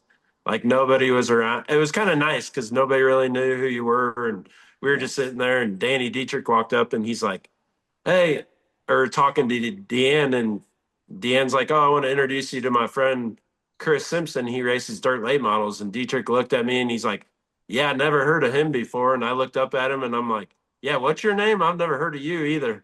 And Deanne about shit her pants because I was like, I don't know. I mean, I knew who he was, but I was just like, Uh, "You're gonna frown on me. I'll frown on you." yeah, he's trying to big league in. Chris is like, Yeah. yep, absolutely not. Fuck this guy. I don't know you either. Yeah. So yeah, What's your name again? Yeah, I don't know yeah. you. Yeah. Shit. So, Yeah, what do you think of your Knoxville experience overall last year? I mean, listen, I don't want to admit it, but I'm going back. It is absolutely crazy. Like, obviously, I get some pretty good seats with Gordy in the shots booth. So, like, and we walked down to the NOS booth and talked. That's when Sunshine was hurt, and which Yeah.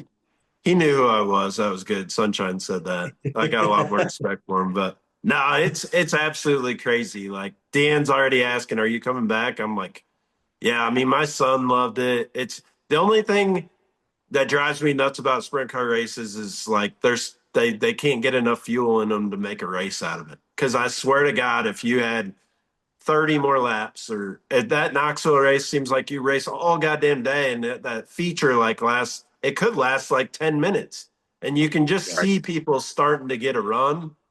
Like I'm telling you, Donnie would be more dominant than what he is right now or than what he was and what he could be if the race was 20 more laps longer. Because that Yeah. fuel starts wearing off, the track gets slicker. You know, right now it's just like that Tim's last year. He Yeah. was just unbelievably good, and I was like, there ain't nobody gonna catch him. It was unbelievable how good he was.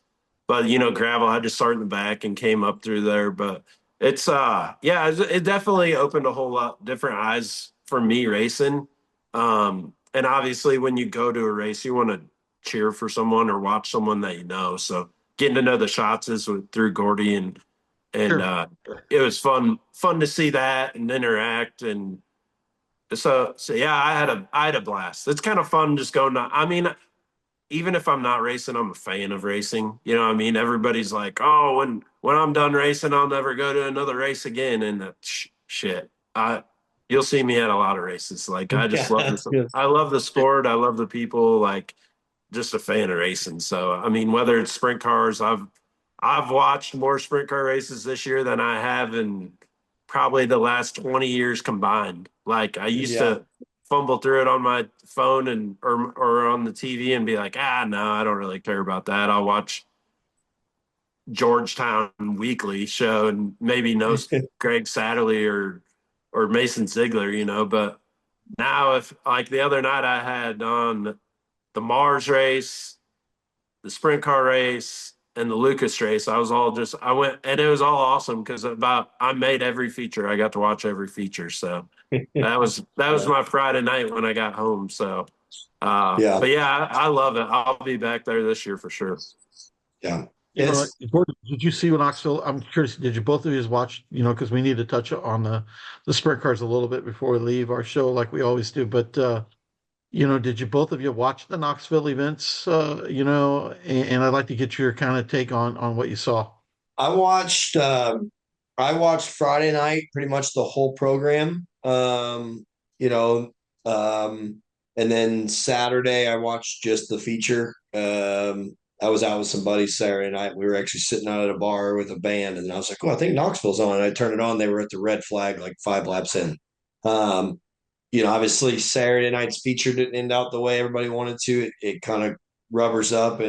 and that's not something you're used to seeing when the sprint cars are there. But I think gravel obviously put his stamp out there that come August he's going to be tough to beat. I think watching I'll tell you what, watching Brad and those guys really kind of have a good weekend. That shows too that like when Larson's there and Brad's racing with Silva as well, like they're going to be right up in there. So, we talked about on our show last week that qualifying obviously means so much there at Knoxville, and both nights were very polar opposites of how they went, and that's what's kind of crazy to me. It just you don't see that much. It's like we're used to going to races and like the guy unloads on Friday and he's fast in qualifying. He's probably going to be if we're at the same place Saturday. He's probably going to be fast. And like that seems to interchange at Knoxville so much that it just throws a wrench into a lot of it.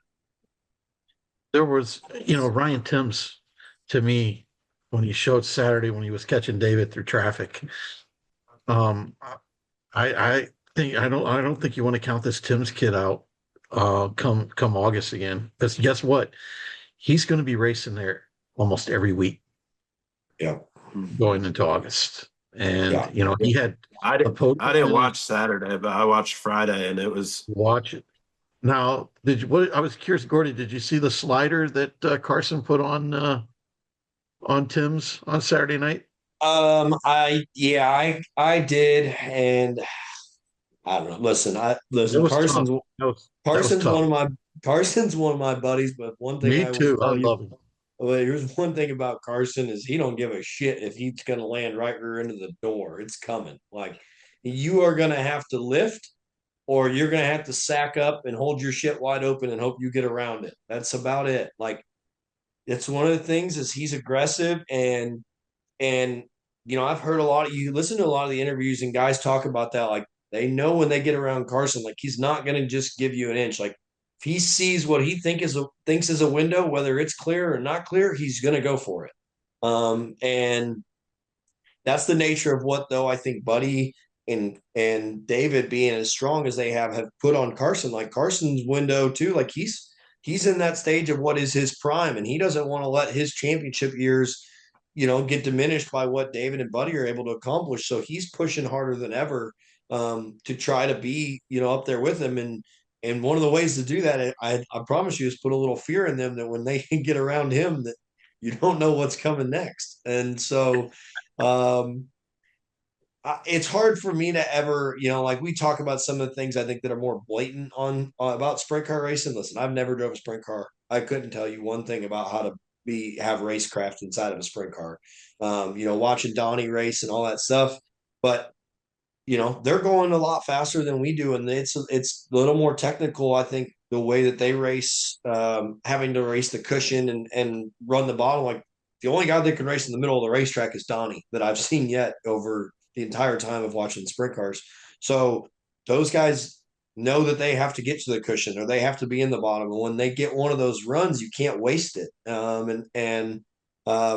Carson is Carson's willing to feed a right rear for a spot. I do know that, and I think a guy it doesn't help somebody like Ryan Timms. Listen, Timms is younger, and you don't have to worry about as much when it's a younger guy than you over there that you've already put your time in. That if you go over here and wad him up, now you got to deal with the consequences of maybe somebody else coming down. But Ryan Timms coming down. I love Ryan Timms, but he's about 100 pounds soaking wet. I don't think he's going down swinging no fists at nobody. Now Randy's there. You might have to deal with him because that son bitch he'll come flying off the handle. But I couldn't believe how Carson drove his brother Friday night.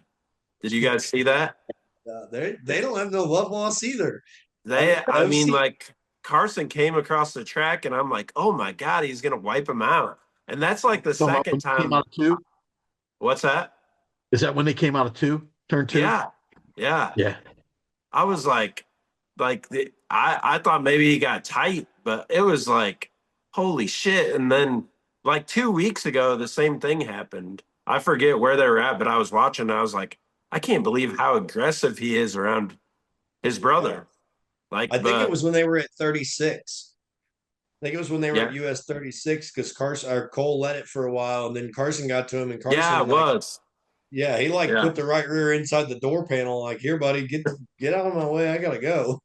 I know, and then he got out, and he's like, oh, I like don't like racing my brother like that and shit, and I was like, God damn, bud, like, yeah, you didn't have a problem with it 5 minutes ago. And listen, like I said the same thing about me and Chad racing. Sometimes I'm like, he races me harder than he'll race any other person. But it's just, it's just you want to beat him, you want to beat everybody. But when you see your brother in front of you, you always get a little more excited. Like, yeah, I'm gonna do all I can to get by him. But I thought the way he's raced Cole was like, I was like, damn, that was aggressive for me. But yeah, I don't really care. It's fun to watch. But yeah, right. That's what.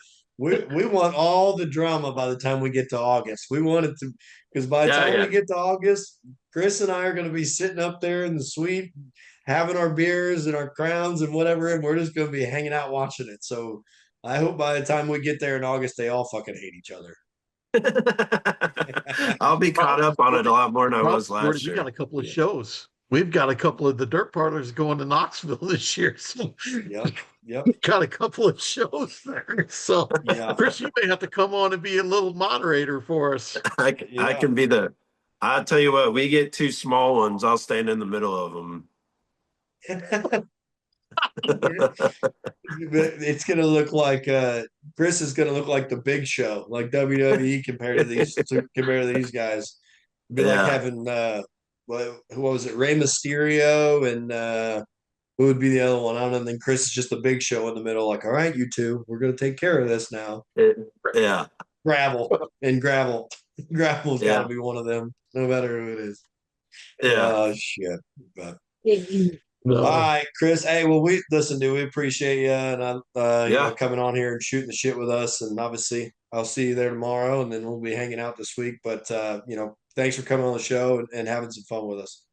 Yeah. Thank you guys. I appreciate it. It was a good time and always good talking to you guys. It's good seeing you again, Always a Don. I haven't pleasure. seen you in a while. So Always a pleasure, man. yeah. Anytime. Oh Anytime. yeah. Can't wait to see you at the race. Can't wait to see you in a few weeks at Wheatland. Sounds good. Absolutely. Thank you guys. All right. See you, man. All right. We'll see you, bud. Hey, Bye. boys.